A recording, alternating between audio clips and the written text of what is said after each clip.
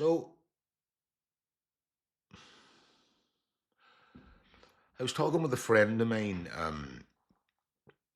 there earlier today, hadn't seen him in a while, and bumped into him earlier in town. And he got to talking about this idea of generational trauma. And it was interesting listening to him. And later on, as I was on my way home, I was kind of feeling into it and my own thoughts coming up around the matter and how that applies to me and whether how far I take it in my own process and all the rest of it. And because there's an awful lot of talk about generational trauma in recent years, and there's definitely something to be said about it. Uh, Generational trauma in terms of the effects that has on the individual uh, in the development of their own lives, in their own process and whatever way you want to look at that. But not so much to go into that right now. But where I'm coming from is that for me, I found that one needs to be mindful, around ideas of generational trauma in terms of, whatever's coming up in us could be connected to this, could be connected to that, reaching back into the past to unprocessed stuff that our family members,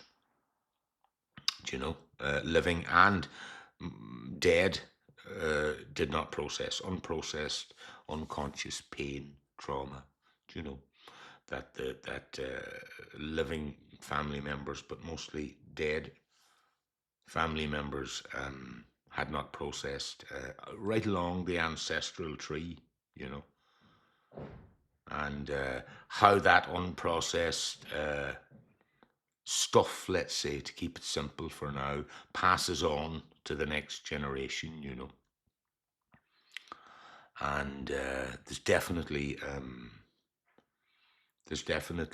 some substance in that, but what came up for me when he was talking as well was he was talking to me about, he had a recent death. His father died recently, and I had not seen him prior to that, and so anyway, he was talking about this, and also what came up for me as he was talking was, I get that, I get that, the generational trauma and all the rest of it. But for me, certainly in my own process, I have found that, and this is extremely subtle, the way this can creep up on us. You know, the first and foremost, the most important thing is what is it that's happening here now. You know, what is it that's happening here now? What is it that's going on here now? Like, not what narrative I have about it, about what it could be about, or could it be about yesterday if I when I was angry, let's say, making this up, and you know got a little bit resentful or whatever, and kept running it around on and off in my head for a couple of days, as we all can do,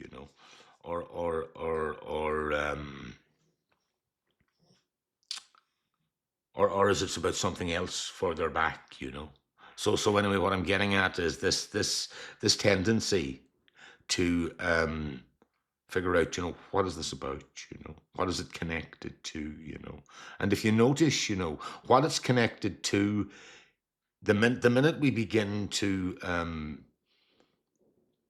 develop with the best of intentions, we might think it's the right thing to do, and I'm not suggesting it's the wrong thing to do, but do you notice when we begin to develop a narrative, a story about what this or that, whatever's coming up in the here and now, whatever the felt sense of whatever is that's coming up, and something is, oof, we start developing a narrative about what that is.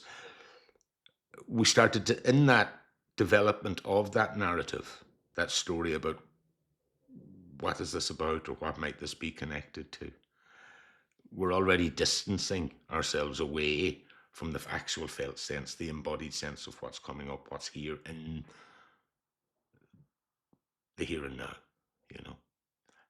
And so this is why I'm ever so mindful with these this approach of generational trauma. You see, and I've spent a good deal of time looking at it myself, and there's it definitely is, you know. It's on the money in terms of explaining a lot, But it's such a fine line, isn't it? It's such a fine line between, you know, being here with what is right now, and then understanding where it's coming from in the river of time, in the river of unprocessed um, stuff, between me, between you, between the next person, and between family members, so on and so forth, dead family members, right down through the ancestral tree, and so throughout this process, all of us, and certainly myself as well, have found all sorts of strange, let's say, you know, um, uh, experiences in terms of movements and different things that I wouldn't be able to necessarily accord to. What has this got to do with my life? But once the mind gets hold of it and creates it into a narrative, as its tendency is to do, I begin to distance myself away from it, because the little me, loves creating a story, you know, out of these things, and so for me, I'm very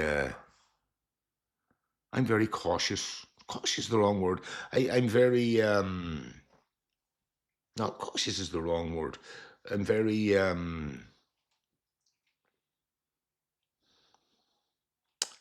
I take it with a pinch of salt, the narrative about generational trauma. Do you know? So I do, because at the end of the day, when you think about it, and this is where the metal meets the road, really, for me,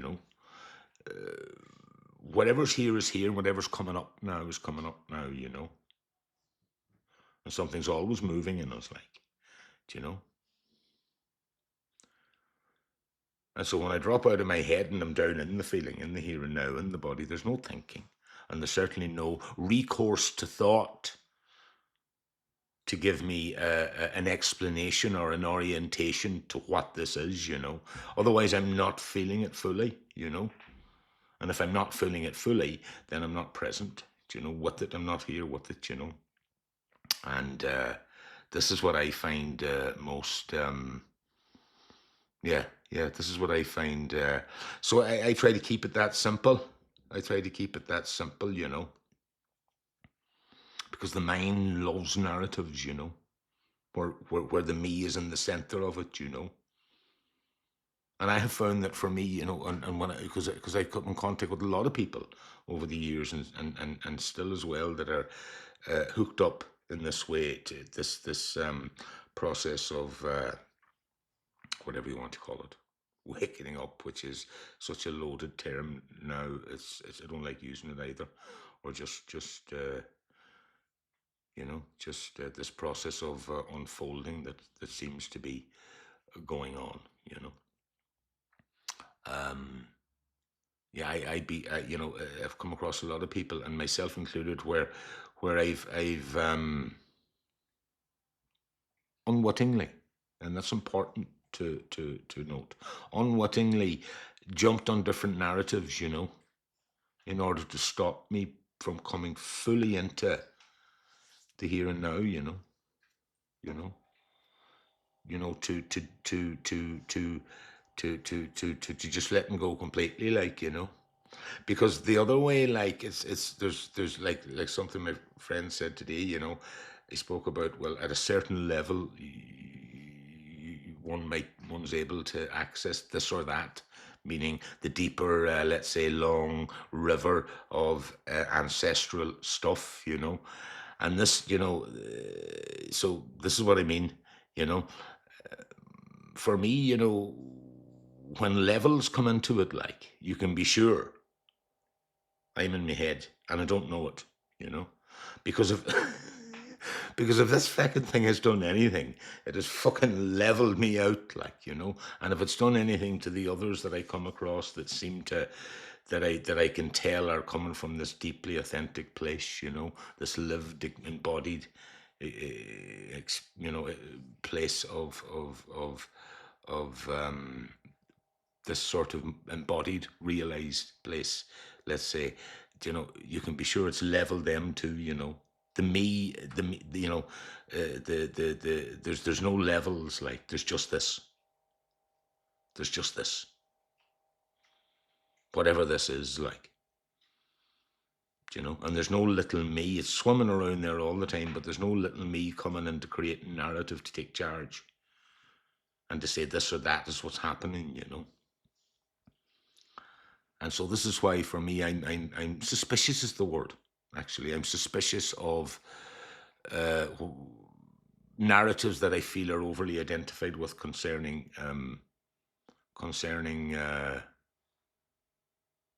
generational trauma. You know, I've done it myself, and have come across countless others that have done it. Have used these types of stories to stop myself from feeling what's here now. You know, to hold on. And to keep up a front, because something in me isn't ready, able to just drop in and feel fully what's here, be with what's here, you know, without needing it to be any other way than it is, you know. So yeah.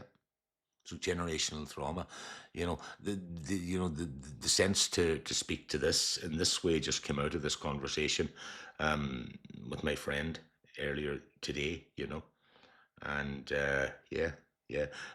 And the reason I say that is because it's not that I discount this idea of generational trauma. I don't. It's very real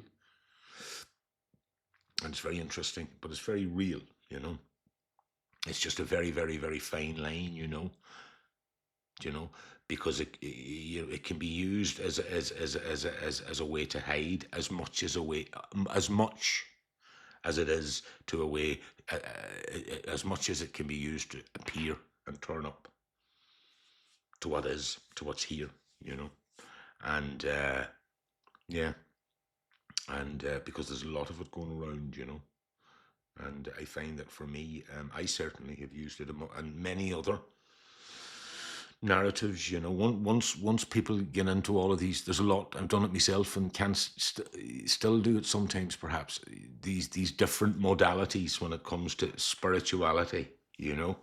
And there's a million different trends going now.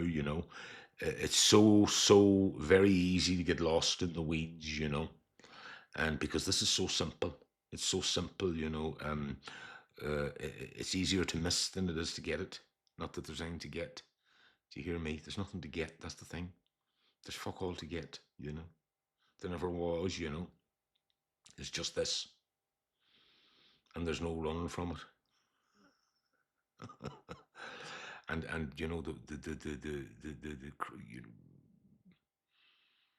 and using thought. It's so interesting how we use thought to keep us from directly experiencing what's here.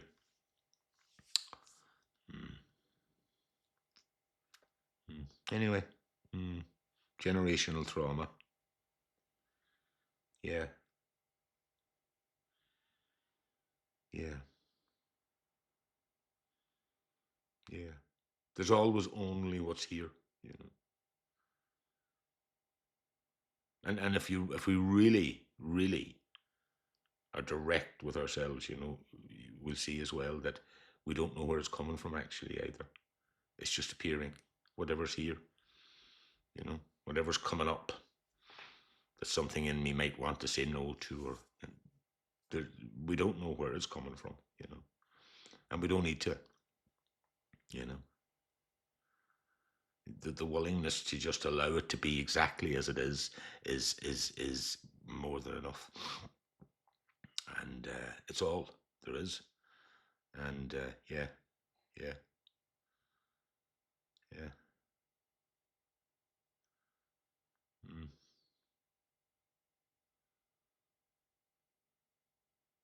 The mind will use any narrative excuse to avoid what's here, you know, and to create a barrier between reality, the felt sense of what's here, independent of what the mind or a thought says about it. It will do. The mind will do anything to create a barrier between direct experience and disassociation. And I don't mean the disassociated state that we would talk about in terms of people that are suffering from grave mental disorders and different things like that. No, simple everyday disassociation that we all do. The self-in mechanism and identifying with the thoughts in our heads and not even knowing that it's happening. You know, you know. So there we go. Anyway,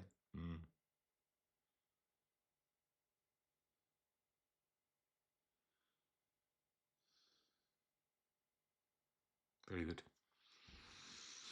Yeah, doesn't really matter what why things are the way they are. The only thing that matters is am I here? Am I just here, or is there anything in me that is subtly creating resistance that wants it to be different? It's a tough one at times, and subtle, subtle, very, very subtle.